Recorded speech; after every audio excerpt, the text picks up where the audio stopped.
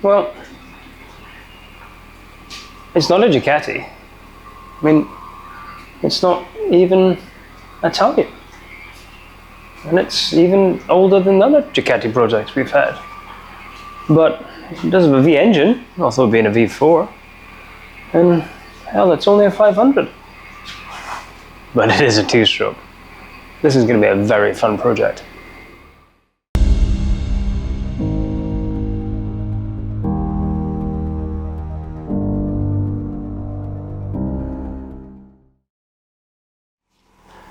Welcome back to the channel, and more importantly, welcome to part 1 of our 500 two-stroke project. Yes, the bike behind me is our new project. We are shelving the land speed bike for a little while, and we'll come back within the next month or so for bits and pieces. That project hasn't finished, but for now we're starting a new project, which is our 500cc two-stroke here. A lot of stuff to get through here to explain what is going on with this project, because I know I'm going to get a lot of hate for what I'm about to tell you. But it starts with a bit of history. So this bike behind me, I acquired it over 2 years ago now. It's a lot longer than I expected. In my head, I was thinking I've only had it for a year, but looking back through invoices and pictures when I picked it up, yeah, it's just over a year, just over 2 years ago since we've had this bike. Now, it came as a package of 3. There was this bike and 2 others, which were kind of a distress sale. Somebody was leaving the country and he was struggling to ship them as they were. So he was just looking to offload the whole lot. So although I wanted this bike, I had to buy 2 others with it, which wasn't a problem. So it was purchased and looked at what we could do with it. A plan was hatched, and quietly in the background over the last 2 years, we've been working our way towards this time right now. Was hoping to start this last year, but we weren't expecting to go back to Bonneville for a second time this year. So that took up a lot of time and the project was shelved, but we're getting back onto it now. It's a beautiful bike. I mean, the condition of this RZV500 is quite impressive. It really is clean. Not quite sure if it's original clean or if it's been restored. We'll get into that as the project continues and as these episodes continue. But it is clean. It's very, very clean. Biggest problem we have with it is it cannot be registered in this country anymore. It just can't. Complications, don't need to go into it, but I or any other person cannot register this bike as it is. So it leaves us with options. Do we unbolt it all, ship it to the US, UK, Europe, somewhere, and resell it? It's possible, but then all we're going to do is get money. I want to build a 500cc two-stroke. So if we can't register it, it means it's going to have to be a track bike. So I've had this bike on track. The tail end of last year, there was a special event. It was a track day plus a show, all about retro bikes.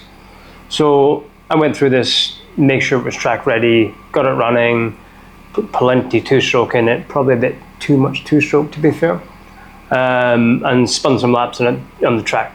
And it was great fun, but it's a 1985 bike. I'm sure in 1985 on a track it was amazing, but with the technology of bikes now, it's a relic. It really is a bit of a dinosaur around the track. It's a long wheelbase, the suspension's awful, everything moves and stretches, but it was fun to spin it around. If it's going to be a track toy, we need to do some stuff to it. And realistically, having an RZV500, RZV500, whatever we want to call it, as just a track only as it sits, it's a bit boring. So we're going to build a replica. And if we're going to build a replica Yamaha 500 two-stroke, it should really be a replica of the YZR500. And if it's going to be a YZR500, it should really be Wayne Rainey's championship winning bike from 1990. Less than half a lap to go before he will be crowned the 1990 world champion and #1 He raises his index finger in the air. I'm number one for 1990.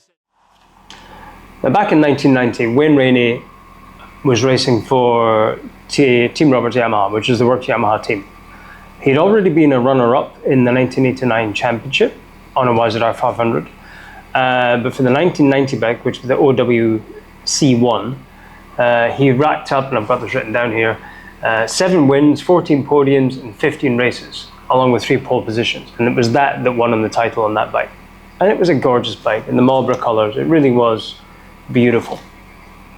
Now, also during that time, the gap between the privateer teams and the works teams, the gap was getting bigger and bigger and bigger. The privateers teams just couldn't compete against the factory teams. So Yamaha agreed to supply engines, slightly different than the works engines, but pretty much the same engines. And they supplied them to Harris and Rock out of France, who then made privateer frames. So the privateers had a better crack at the championship as well.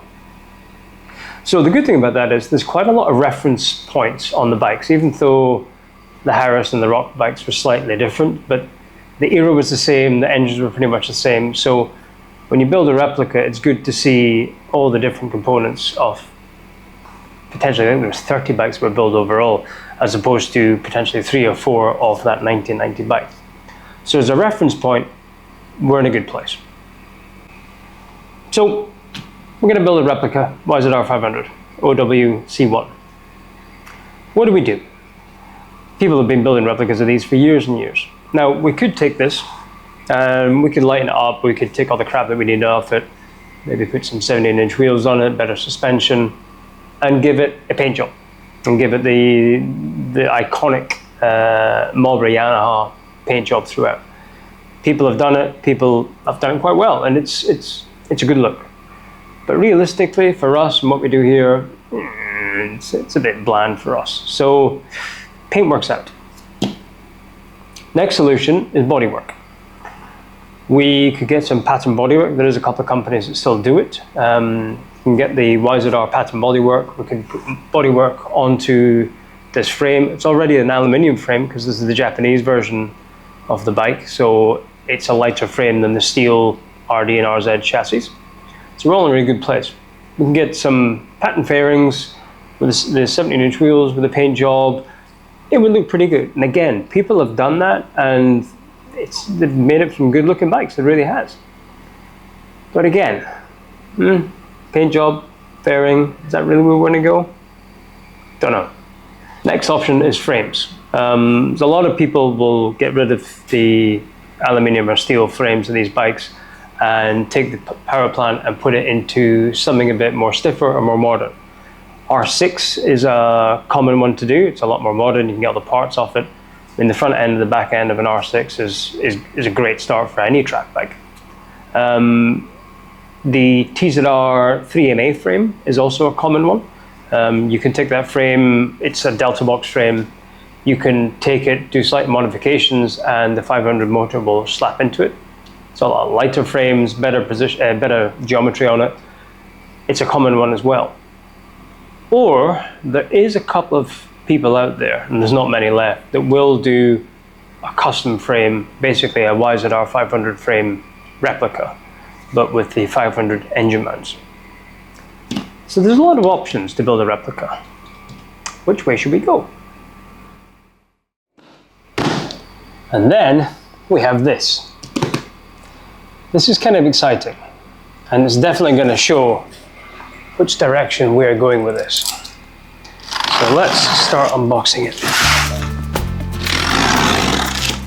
Literally just arrived today. In fact, an hour ago.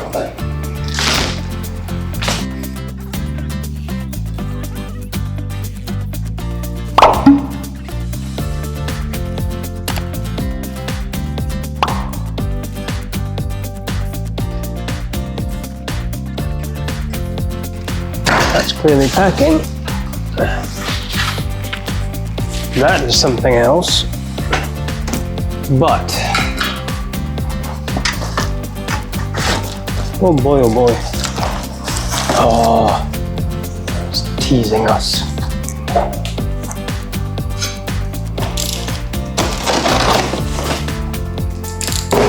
Now we're there.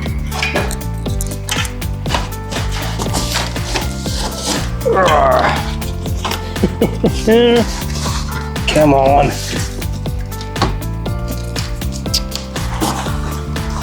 Just talk amongst yourselves where I struggle with this box here.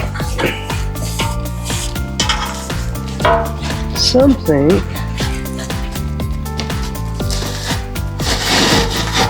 Here we go.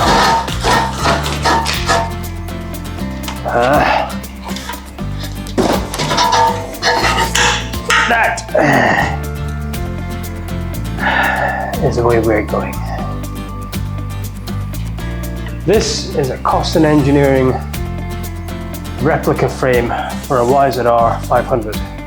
It's pretty much the same YZR500 frame, but with engine mounts to suit an RZV500 engine. And it is beautiful. All hand built. Now I've seen pictures of this for the last 18 months, but seeing it in the flesh is quite spectacular. It really is. It's very pretty. So yeah, that's the way we're gonna go. We're gonna go full replica. But there's more to come. There's another box.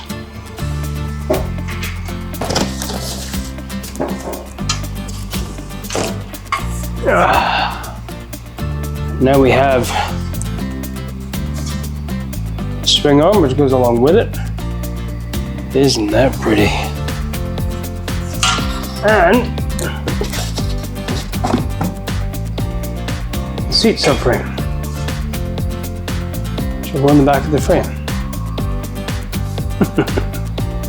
It's pretty. It's very pretty. Let's unbox everything else.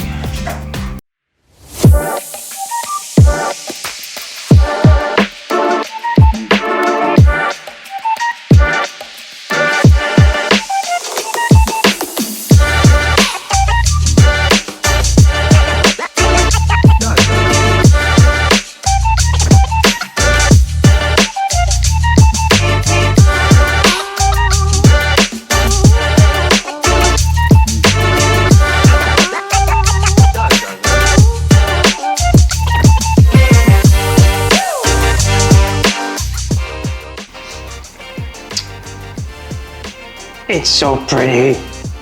Everything is pretty. Oh, it really is just lovely.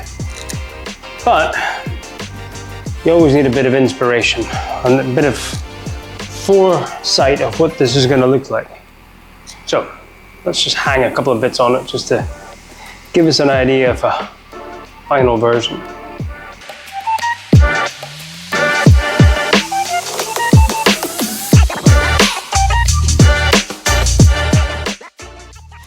It looks fantastic.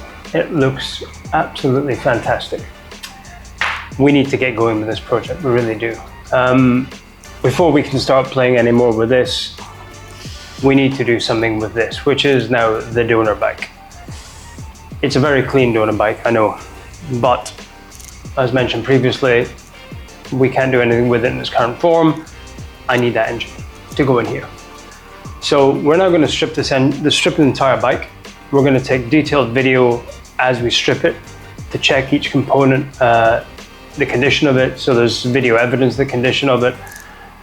We'll break it into pieces and we'll palletize it so it can be sold as a piecemeal part with all the bits missing that we're taking off.